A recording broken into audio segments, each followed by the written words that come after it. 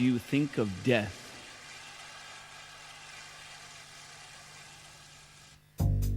I don't think about it. It doesn't even enter my mind. It's natural. You're born, grow, and die. The important thing is to do good. Well, that's difficult for me to explain. It is destined to come to all at some time, some sooner, some later. But it is destined to come at a certain moment in time for all. We always hope for later. It is sad, but we must smile. The only one who doesn't die is the Lord. Sometimes it seems unjust, but we must smile.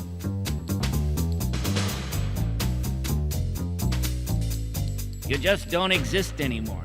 It's terrible, but it happens to everyone. It just touches everyone.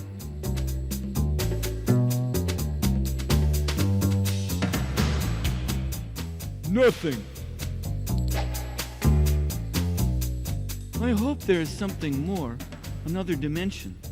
Not like here on the earthly level, something spiritual. Otherwise, what is the point of life?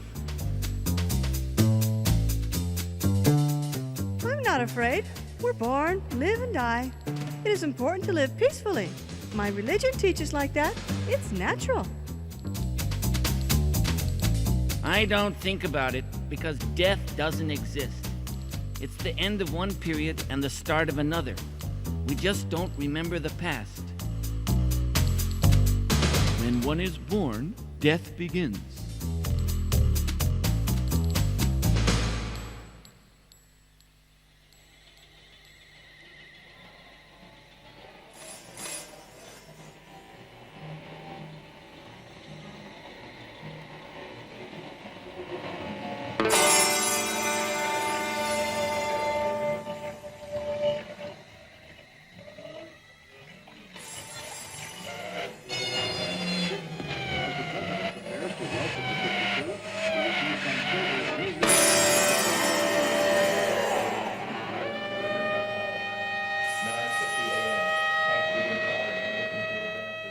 The following presentation is taken from the ancient, timeless Vedic literature of India. Nobody wants to die. We all want to live as long as we can. This is natural because the living being is eternal by nature.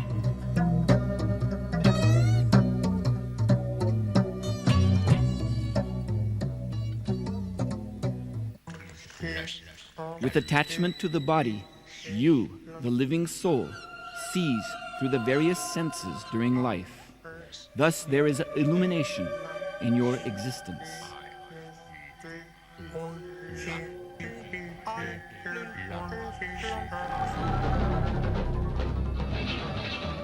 At death, the connection between the seer and the seen is broken, since the seer no longer has the senses with which to see. Therefore, everything becomes black.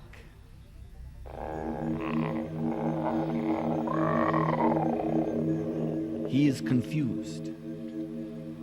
There are many nadis or passageways by which one can leave the body.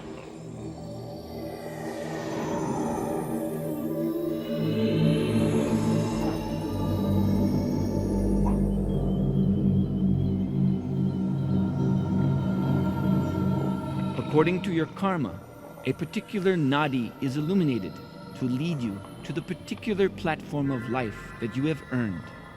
It is the Lord as Supersoul who illuminates the way from one life to another.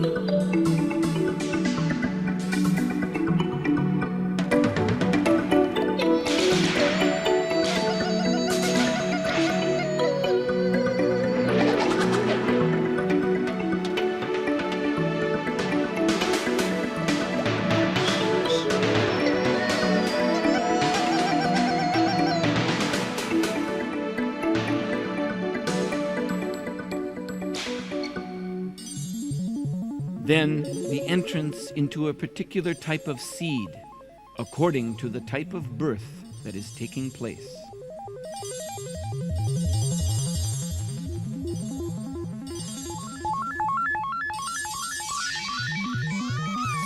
We have forgotten how difficult and troublesome it is to remain in the womb.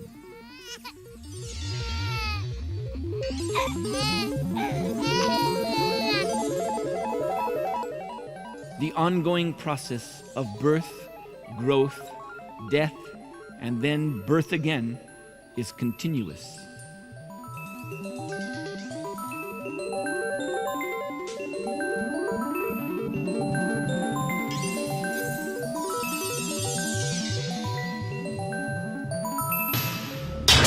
The eternal soul is covered by two types of bodies. One is made of the gross material elements, senses, blood, bone, fat, and so forth.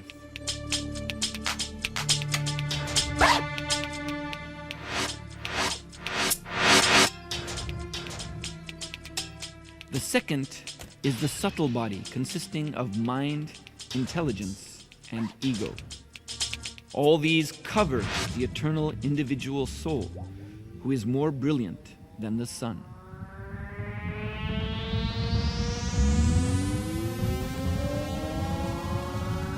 The subtle body carries the soul like air carrying a fragrance to the next destination after the death or destruction of the gross body.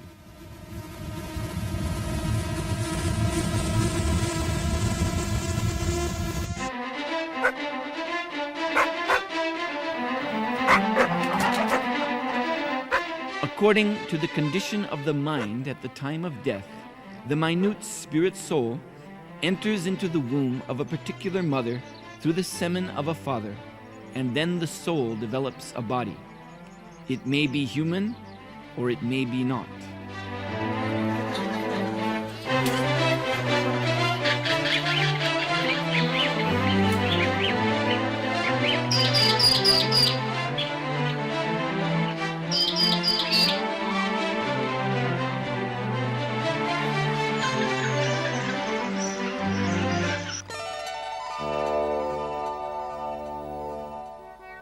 Whatever state of being one remembers when he quits his body, that state he will attain without fail. Only one who can learn the process of illusion and that of transcendental knowledge side by side can go beyond the influence of repeated birth and death and enjoy the full blessing of immortality.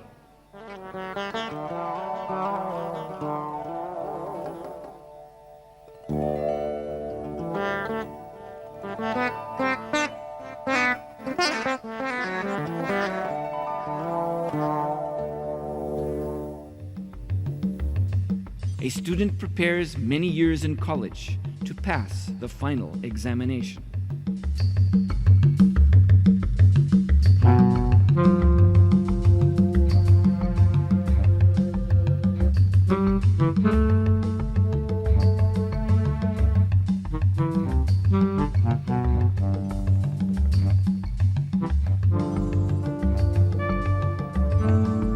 Life is the ultimate lesson, and death the ultimate examination.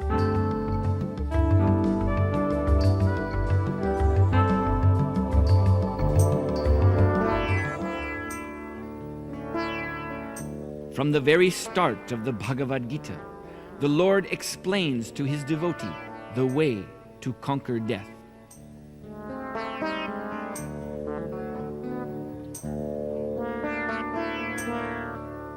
Knowledge means understanding that we are spirit soul, not this body. We are eternally part and parcel of the Lord Supreme. Why then should we subject ourselves to birth and death?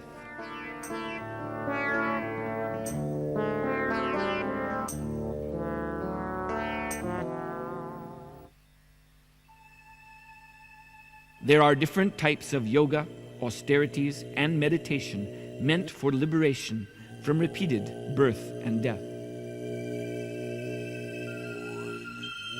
In one type of yoga, the spiritual spark is transferred to the top of the head.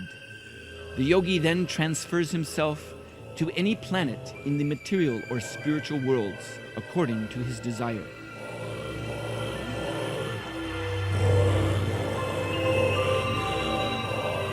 These methods are difficult to practice and are impractical in today's society.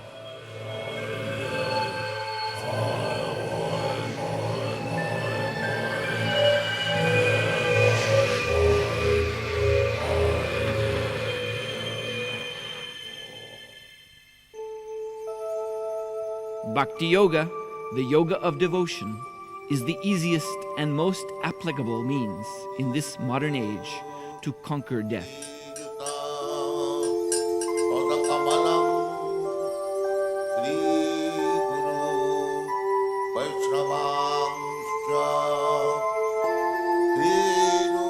The ideal attitude should be, "My Lord, I am your eternal servitor. Please let me somehow engage in your service."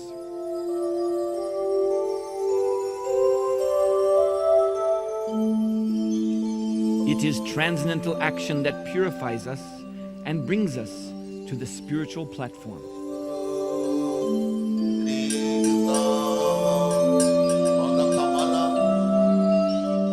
Mantra meditation, chanting Hare Krishna, is the basis of the bhakti process.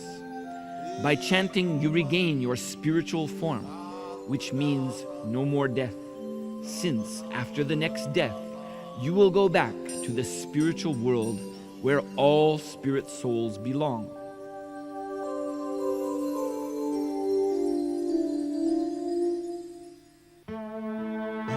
This path is so simple and easy that everyone can take to it by chanting the holy name of the Lord Krishna.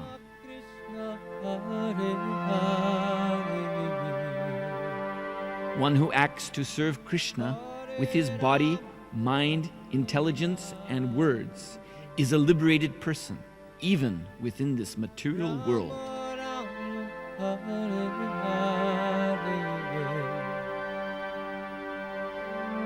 Hare